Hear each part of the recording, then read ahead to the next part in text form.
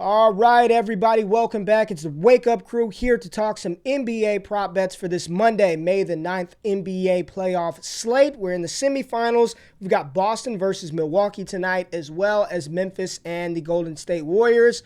Right now, there are no Memphis Grizzlies lines up right now. Ja Morant hurt his knee towards the end of game. Was it game 3 that he hurt his knee? So now we're trying to see if he's going to play. All the reports were up in the air if he was going to be ready to play in game 4. It looks like game 4. It looks like a no, but we shall see. Jay, you talked about some bets yesterday on Mother's Day. Jimmy Butler, I think the Jimmy Butler discount is going to be over. It's over. I mean, he smashed his damn par with just points alone. I mean, he was just a machine last night, and I think Jimmy Butler is going to continue to be a good bet moving forward. You talked about Bam. Bam actually played well and went over his projection. I think you took his points or took his par, right? You took his par. The par under, yeah. And he did well on both fronts, right? He struggled to rebound and struggled to score last game, and he rode the ship the whole way there and went way over. Bam's a guy. He's a seesaw out there. You don't know what you're going to get. But last game, you got good Bam, and Miami still couldn't win the game. It's funny you're talking about a seesaw and good Bam and bad Bam. We got another player tonight that is very polarizing, seesaw-type player. We'll get into that, some data-driven picks right now. For all the high-flying action, take a step back and relax. It's time to count that money, the NBA props. No look any further. You know what time it is. Presented by PRIZEPICKS, NBA props. Let's count that money, man. All right, Jay, so this is what I'm going to do. The line isn't up right now. I'm going with the seesaw guy himself. One, Jaren Jackson, the third. No, it's not the third. Jaren Jackson Jr., Triple J, JJJ, Jaren Jackson, Jay.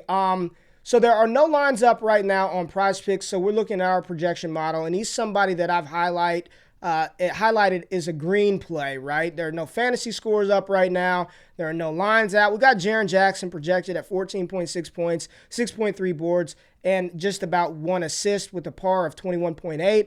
I'm looking at this fantasy score, and there are no fantasy lines out right now on PrizePicks, so we're just sort of guessing, but we've been pretty good. Our projection model pretty much nails where these fantasy score lines are. If Jaren Jackson, without Ja Morant, his fantasy score line opens up on PrizePicks at 30, it's going to be the highest edge, one of the highest edges on the slate. I am going to be all over this. Now, if it opens up at 32, that drops the edge down quite a bit. So if it's at 32, going to stay away. But Jaren Jackson Jr., his fantasy score line is something that I'm looking at in this matchup. No Ja.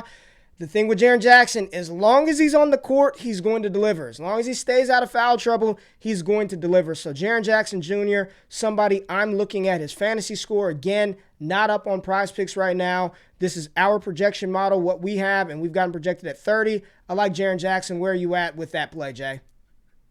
I like it. Jaren Jackson's a good play, but like you mentioned, talk about one of the most fire and ice players. Is he going to get the fouls? Is he going to bring it back? Is he going to be consistent? And more importantly, without Ja feeding him the ball, how is he going to score, right? Yeah. Is he going to even get the ball? Is Bane and Dylan Brooks going to get him the ball? I don't know. But I think to your point, if you get the number at the discount because he's always in foul trouble, because he's not really playing that well defensively, I think there's a chance that you do get a good number on him. And to your point, if it's at 30, I do really like it a lot overall for the fantasy score. Yeah, and I want to touch on Giannis because I think I'm back in the Giannis flames, man. I think I'm going Giannis over points. We do have him projected over his projected points right here of 29.5. We've got Giannis, I believe, right at 30.1 points in this matchup. Giannis is going to shoot, man. He's averaging 30.1, 31.8 over his last 5, 42 last game. He had 28 versus Boston in game 2 and then 24 in game 1. I mean, he's getting to the line. He's chucking threes. He's driving to the cup. He's getting those fouls. So I'm not afraid of this 29.5 line for a player like Giannis playing at home, right? Is this game in Milwaukee? Yep. Yeah, I mean, playing at home.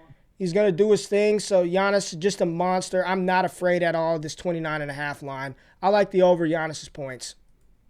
Yeah, man, 30.5 is the number on the books. And like you mentioned, he's taken more shots every single game this series. He started with 25, then came out with 27, and then followed it up with 30 last game. So I think there's a good chance that we see a lot of Giannis shot attempts again. Like you mentioned, he's shooting more threes. He took 6 last game, only made 1, but if he's willing to shoot it, Yeah. chances of his points going over is great, and you do get a slight edge compared to the books, so I do like that. I do want to touch on Drew Holiday, though, because I was looking at this obscure play, as you call it, and I want to look at Drew Holiday's steal number because for some reason PrizePicks has it set at 1. Did they pull it? Oh, no, I was in blocks and steals. They still got it. They got it. Here we go.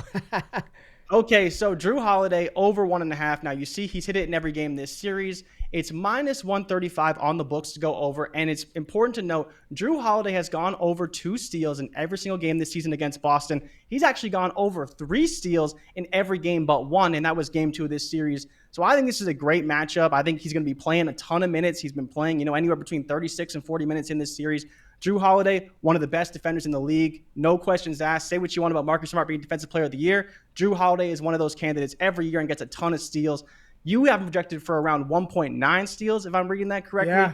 So for me, I'm all over it. I think every model is telling us that there is a very good shot that Drew Holiday goes over in this game, and that 1.5 steals, PrizePicks is giving you some great value for a guy who's hit it against every single game he's played against this team this season. Yeah, and I like the Drew Holiday play. We got him projected at 1.9. Fantasy score at 38.14 with the PrizePick line I'm putting in there at 36.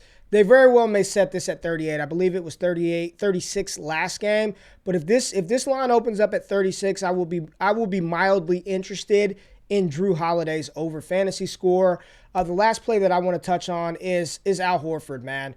Fantasy score, we got him projected at 34. He has probably been, he and Jaylen Brown, the 2 most consistent players for Boston this series. Horford doing it, scoring the ball. I don't anticipate him having 22 points a game, but he's getting his shots up. They're involving him in the offense early. He's getting the minutes. He's doing it on the glass. He's doing it on the defensive end. You see he's averaging over a block and a half per game.